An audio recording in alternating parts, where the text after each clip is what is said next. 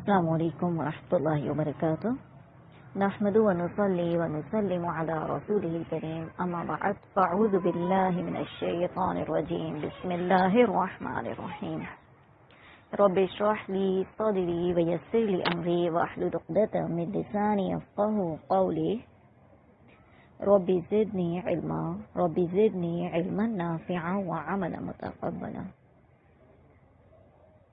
اللہم صلی وبارک وسلم علیہ۔ حدیث کی آج ہماری دوسری کلاس ہے جس میں ہم نے امام بخاری رحمہ اللہ کے حالات زندگی کے متعلق جاننا تھا۔ کل ہم نے حدیث کی اہمیت، حدیث کی اقسام اور حفاظت حدیث کس طرح سے ہوئی اس کے متعلق پڑھا۔ آج ہم صحیح بخاری کو شروع کرنے سے پہلے امام بخاری رحمہ اللہ کے حالات زندگی کے متعلق جانیں گے۔ امام بخاری رحمہ اللہ کا سلسلہ نسب یہ ہے ابو عبداللہ محمد بن اسماعیل، یعنی آپ کا نام محمد تھا، امام بخاری کا نام محمد تھا اور ابو عبداللہ آپ کی کنیت تھی۔ عرب کے ہاں یہ رواج تھا کہ ایک جیسے نام کے لوگ زیادہ ہوتے تھے، یعنی محمد اور احمد یہ نام بہت زیادہ پسند کیا جاتا تھا اور بہت زیادہ یہ نام رکھا جاتا ہے، تو نام ایک جیسے ہونے کی وجہ سے کنیت سے مشہور کیا جاتا تھا تاکہ فرق معلوم ہو جائے کہ کس کی بات ہے۔ تو امام بخاری کا نام محمد اور کنیت ابو عبداللہ تھی۔ آپ کے والد کا نام محمد بن اسماعیل، یعنی اسماعیل آپ کے والد کا نام۔ آپ کے سلسلہ نسب میں کوئی بھی اختلاف نہیں ہے، محمد بن اسماعیل بن ابراہیم بن مغیرہ بن بردزبل بخاری جعفی۔ امام بخاری کے والد حضرت اسماعیل کو جلیل القدر علماء اور امام مالک کی شاگردی کا شرف حاصل تھا، یعنی آپ کے والد امام مالک کے شاگرد تھے۔ امام بخاری 13 شوال 194 ہجری 20 جولائی 810 کو بعد نماز جمعہ بخارا میں پیدا ہوئے، یعنی امام بخاری کی جو نسبت ہے بخارا شہر میں پیدا ہونے کی وجہ سے آپ کو بخاری کہا جانے لگا۔ امام بخاری ابھی کم سنے تھے، یعنی چھوٹی عمر کے تھے کہ شفیق باپ کا سایہ سر سے اٹھ گیا، یتیم ہو گئے اور تعلیم و تربیت کے لیے صرف والدہ کا ہی سہارا باقی رہ گیا۔ اب ذرا سوچئے گا، دیکھیے گا کہ امام بخاری کی زندگی کیسے گزری، اور ایک ماں تھی جس نے ان کی تعلیم و تربیت کی۔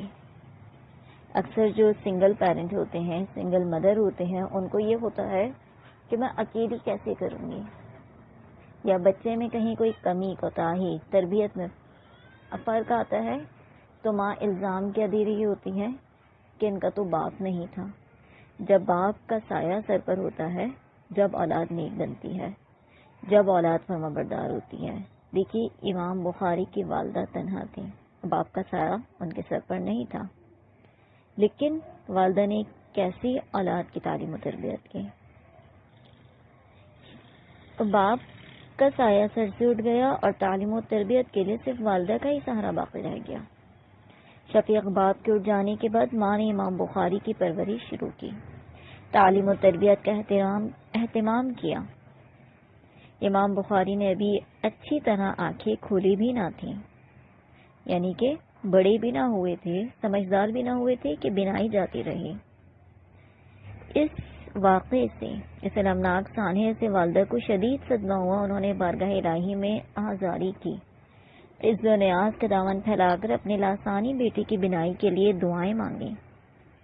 اللہ ہی وہ ذات ہے نا جو دعاؤں کو قبول کرنے والی ذات ہے۔ اللہ تعالیٰ فرماتے ہیں نا من یجیب المضطر اذا دعاہ ویکشف السوء ویجعلکم خلفاء الارض االہ مع اللہ قلیلا ما تذکرون۔ ماں کو یقین تھا دینے والی ذات، عطا کرنے والی ذات، بے بس کی دعاؤں کو سننے والی ذات صرف ایک ہی اللہ کی ہے۔ ماں نے آہذاری کی اور رب سے دعائیں کرتی رہی.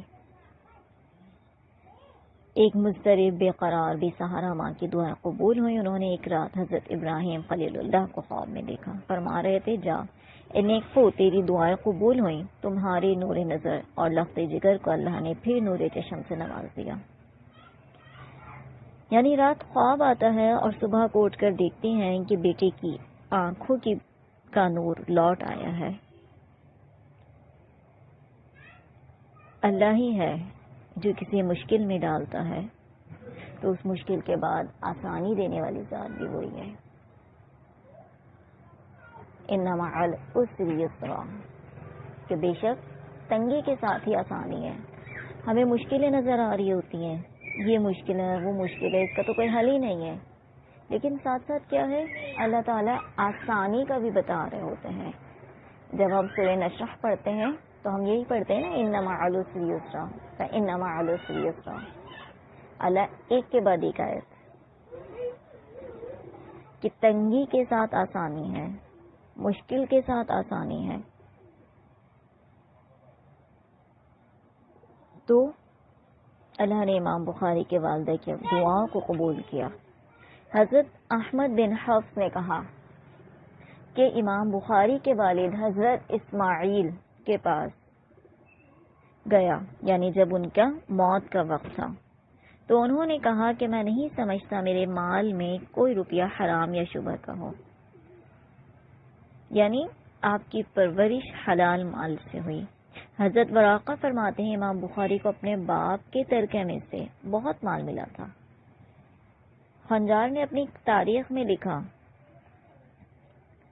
کہ ایک دفعہ امام بخاری کے پاس کچھ مالی تجارت آیا. تاجروں نے 5,000 کے نفع سے مانگا. پھر دوسرے دن کچھ اور تاجروں نے 10,000 کے نفع کی پیشکش کی. تو امام صاحب رحمہ اللہ نے فرمایا کہ میں نے پہلے تاجروں کو دینے کی نیت کر لی تھی. یعنی کہ صرف نیت ہی کی تھی اور اگلے دن زیادہ اس کی ڈیمانڈ ہو گئی. ابھی کوئی وعدہ نہیں کیا تھا، کوئی مکالمہ نہیں کیا تھا، صرف نیت کی تھی. آخر انہی کو دے دیا اور 5,000 کا نفع چھوڑ دیا. یہ تقوی ہے، کیونکہ اللہ تعالیٰ نیت کے حال کو جانتا ہے. جبکہ انہوں نے کوئی کمٹمنٹ ان سے نہیں کیا تھا، لیکن اس کے باوجود بھی کیا ہے کہ صرف نیت کی وجہ سے انہوں نے وہ 5,000 کا نفع چھوڑ کر انہی کو دے دیا. امام بخاری کو اپنے والد کی میراث سے کافی دولت ملی. آپ اس سے تجارت کیا کرتے تھے. آپ نے اس مال سے، یعنی آپ کی جو اسودہ حالی تھی، زیادہ مال تھا آپ کے پاس، آپ نے کبھی عیش و عشرت میں نہیں گزارا. آپ نے اہتمام نہیں کیا عیش کی زندگی گزارنے کا. جو کچھ آمدنی ہوتی طلب علم کے لیے صرف کرتے.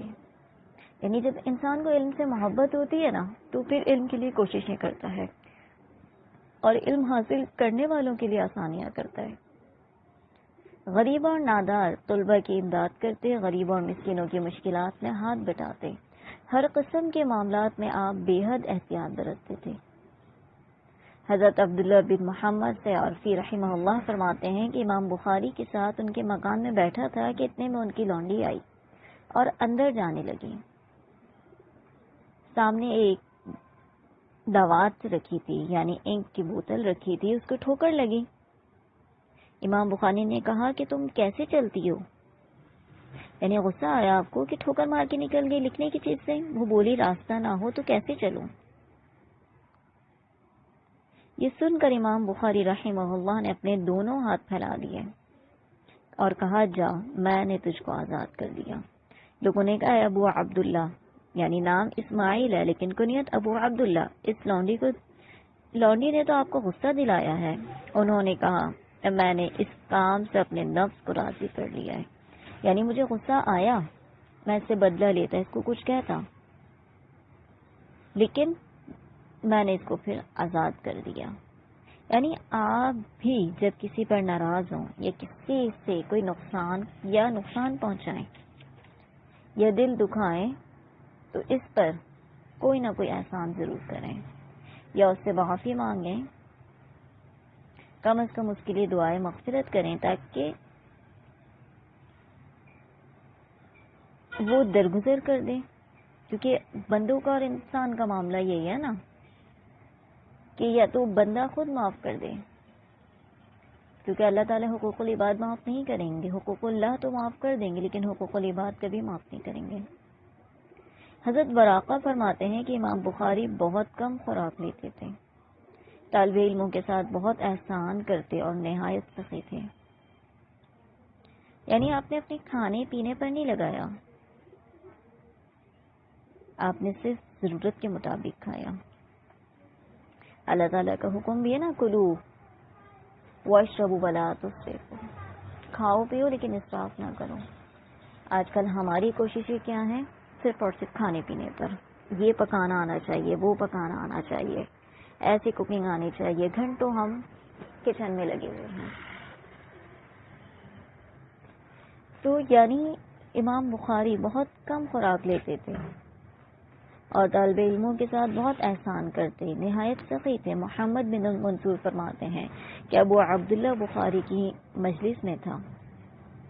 یعنی ہم لوگ ابو عبداللہ امام بخاری کی مجلس میں تھے. ایک شخص نے آپ کی داڑھی سے کچھ تنکا نکالا اور زمین پر ڈال دیا. امام بخاری نے لوگوں کو جب غافل پایا تو اسے اٹھا کر اپنی جیب میں رکھ لیا.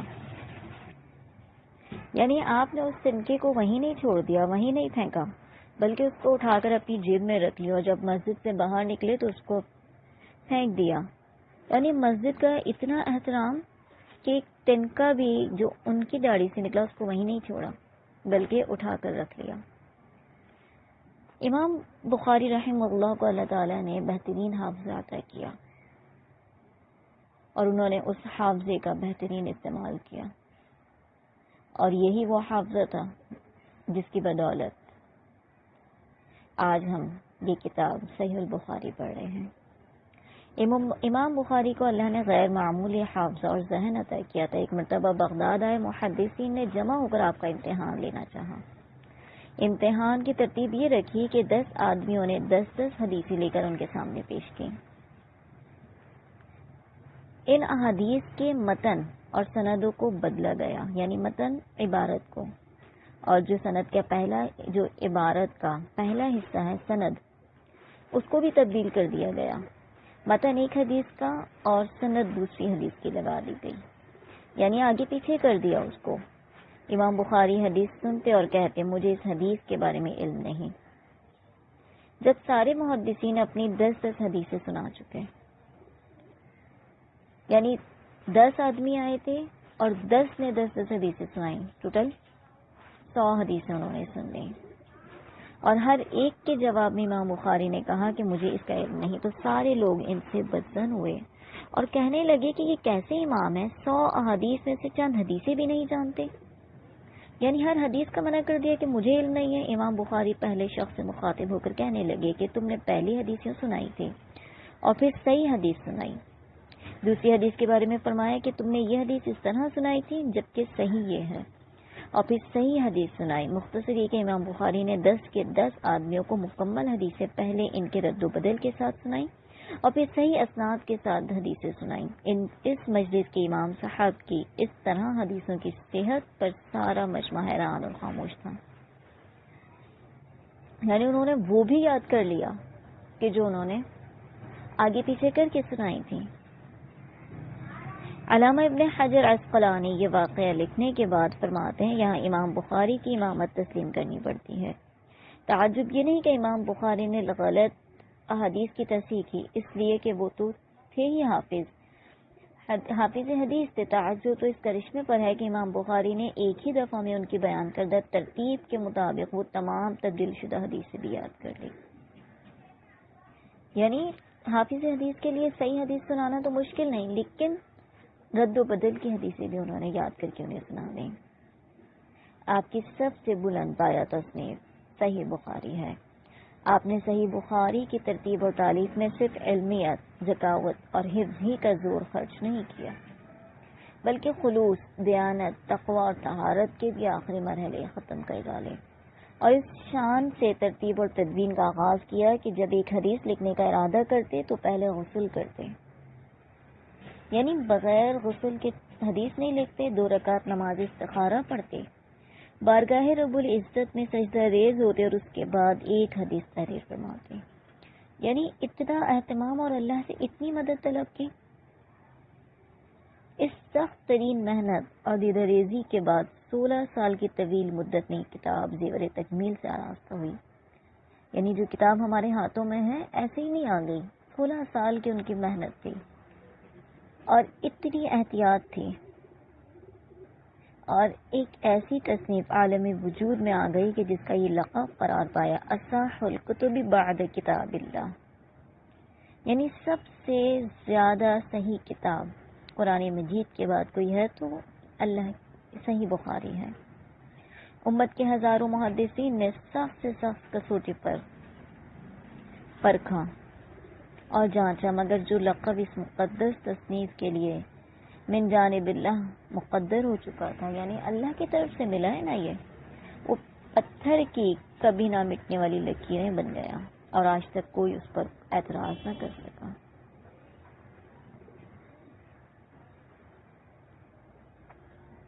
امام بخاری کی شرط کا بیان، یعنی آپ کی شرائط کیا تھیں؟ آپ وہی حدیث بیان کرتے تھے جس کو ثقہ نے ثقہ سے مشہور صحابی تک روایت کی ہو اور معتبر ثقات سے اس حدیث میں اختلاف نہ کرتے ہوں اور سلسلہ اسناد متصل ہو۔ اگر صحابی سے 2 شخص راوی ہوں تو بہتر، ورنہ ایک معتبر راوی بھی کافی۔ امام مسلم نے امام بخاری سے علم حدیث حاصل کیا اور فائدہ اٹھایا، لیکن وہ امام بخاری کے اکثر اساتذہ کے بھی شاگرد ہیں، یعنی دونوں نے ایک ہی استادوں سے علم حاصل کیا، اور ان دونوں کی کتابیں قرآن مجید کے بعد تمام کتابوں سے زیادہ صحیح ہیں۔ علماء کا اس امر پر اتفاق ہے کہ صحیح بخاری صحت میں صحیح مسلم سے بھی افضل ہے۔ بخاری شریف کے علاوہ بھی امام صاحب کی 22 اہم اور بلند پایہ تصنیف ہیں۔ آپ کی مجالس درس زیادہ تر بصرہ، بغداد اور بخارا میں رہیں، لیکن دنیا کا غالباً کوئی گوشہ ایسا نہیں جہاں امام بخاری کے شاگرد سلسلہ بسلسلہ نہ پہنچے ہوں۔ یعنی اللہ تبارک و تعالیٰ کا کام ہوتا ہے، اور اللہ تعالیٰ کس طرح سے ان کاموں میں برکتیں عطا کرتا ہے، یہ خلوص ہے۔ جب آپ خلوص نیت سے کچھ کرتے ہیں تو اللہ تبارک و تعالیٰ ان کاموں میں خود بخود برکت عطا کرتا ہے، اور آپ کے علم کو کونے کونے میں اللہ نے پہنچا دیا، اور آج آپ کی کتاب پوری دنیا میں ہے۔ تدوین حدیث، تدوین کہتے ہیں احادیث کو جمع کرنا۔ تدوین حدیث کی ابتدا خلفائے راشدین سے ہوئی ہے۔ حضرت عمر فاروق کو اگر ذرا بھی شبہ ہو جاتا تو دلیل اور گواہ طلب کر لیتے کسی بھی حدیث کے متعلق۔ حضرت عبداللہ بن مسعود کے بارے میں محدثین لکھتے ہیں کہ روایت میں انتہائی سختی برتتے تھے، اور اگر کوئی شاگرد الفاظ حدیث یاد کرنے میں کوتاہی کرتا تو ڈانٹتے تھے۔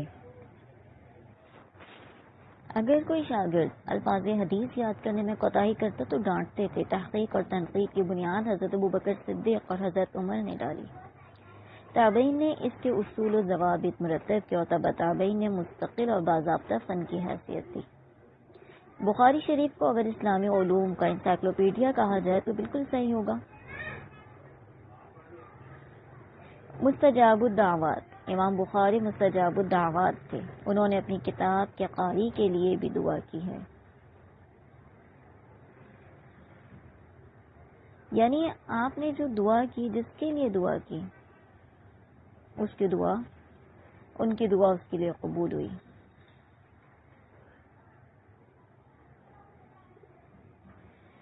ہم اگر اس کتاب کو اس نیت سے پڑھیں کہ اللہ تبارک و تعالیٰ ہمیں صحیح دین کی سمجھ عطا کرے، تو اللہ تبارک و تعالیٰ ضرور ہمیں عطا کرے گا۔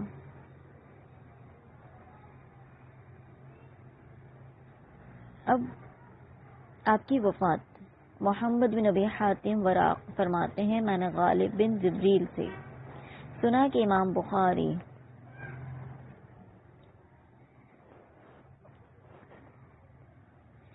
بخاری خلتنگ میں انہی کے پاس تشریف فرماتے۔ امام بخاری چند روز وہاں رہے، پھر بیمار ہو گئے۔ اس وقت ایک ایلچی آیا، یعنی پیغام لے کر آنے والا آیا، اور کہنے لگا کہ سمرقند کے لوگوں نے آپ کو بلایا ہے۔ امام بخاری نے قبول فرمایا اور موزے پہنے، عمامہ باندھا۔ 20 قدم گئے ہوں گے کہ انہوں نے کہا مجھے کچھ چھوڑ دو، مجھے ضعف ہو گیا، یعنی کمزوری ہو رہی ہے، ہم نے چھوڑ دیا۔ امام بخاری نے کئی دعائیں پڑھی، پھر لیٹ گئے، آپ کے بدن سے پسینہ نکلا۔ 10 شوال 256 ہجری میں بعد نماز عشاء آپ نے داعیہ اجل کو لبیک کہا۔ اگلی روز جب آپ کے انتقال کی خبر سمرقند اور اطراف میں مشہور ہوئی تو کوہرام مچ گئی، انا للہ و انا الیہ راجعون۔ پورے شہر میں غم تھا، جنازہ اٹھا تو شہر کا ہر شخص جنازے کے ساتھ تھا۔ من کان للہ کان اللہ لہ، جو اللہ کے لیے ہو جاتا ہے پھر اللہ تعالیٰ اس کے لیے ہو جاتا ہے۔ پھر اللہ تعالیٰ جو انسان اللہ کے لیے ہو جاتا ہے، اللہ کے دین کے لیے کوششیں کرتا ہے، اللہ تعالیٰ اس کی محبت لوگوں کے دلوں میں ڈال دیتا ہے۔ جنازے میں کوئی زور زبردستی سے نہیں جاتا کسی کے، اپنی محبت سے جاتا ہے۔ زندہ شخص اگر کسی کو بلائے تو اس کے خوف سے، اس کے ڈر سے جایا جا سکتا ہے، لیکن جنازے میں تو اپنی محبت سے جاتا ہے۔ نماز ظہر کے بعد اس علم اور عمل اور زہد تقوی کے پیکر کو سبلت خاک کر دیا گیا۔ جب قبر میں رکھا تو آپ کی قبر سے مشک کی طرح خوشبو پھوٹی اور بہت دنوں تک یہ خوشبو باقی رہی۔ یعنی اللہ کے نبی کی دعا ہے نا کہ جو حدیث سنے اور جیسا اس نے سنا اس کو ویسے ہی پہنچا دے آگے، اس کو اللہ تعالیٰ سرسبز و شاداب رکھے، اس کو خوشحال رکھے۔ تو یہ خوشحالی صرف دنیا تک محدود نہیں ہوگی، بلکہ یہ خوشحالی اللہ تعالیٰ قبر تک بھی عطا کرتا ہے۔ اللہ اکبر، انا للہ و انا الیہ راجعون۔ جانا ہر ایک نے، بے شک ہم سب اللہ ہی کے لیے اور اسی کی طرف لوٹ کر جانے والے ہیں، لیکن کون کیا کر کے گیا، کیسا کر کے گیا، یہ اصل سوال ہے۔ ہر ایک نے اس دنیا سے جانا اور ہر ایک اپنا اپنا وقت پورا کر رہا ہے۔ آج کسی اور کی باری ہے، کل ہماری باری ہوگی۔ تو کل من علیہا فان، یاد رکھیں ہر چیز فنا ہو جانے والی ہے۔ وَيَبْقَى وَجْهُ رَبِّكَ ذُو الْجَلَالِ وَالْإِكْرَامِ، اور باقی رہنے والی ذات رب کی ذات ہے جو کہ صاحب جلال اور عزت والی ہے۔ سبحان ربک رب العزت عما یصفون وسلام علی المرسلین والحمد للہ رب العالمین۔ ذرا سوچئے ہماری کوششیں، ہماری کاوشیں کس کے لیے ہیں؟ ہم دنیا اور دنیا کی کاوشوں میں، کوششوں میں لگے ہوئے ہیں، کہیں ایسا نہ ہو کہ ہمارا وقت بھی آ جائے اور ہم ایسے خالی ہاتھ چلے جائیں۔ اللہ سے دعا کرتے ہیں کہ اللہ تبارک و تعالی ہمیں حدیث کا علم سیکھنے اور اس پر عمل کرنے والا، اس کو آگے پہنچانے والا بنائے۔ سبحانک اللہم و بحمدک، نشہد ان لا الہ الا انت، نستغفرک و نتوب الیک۔ السلام علیکم ورحمۃ اللہ وبرکاتہ۔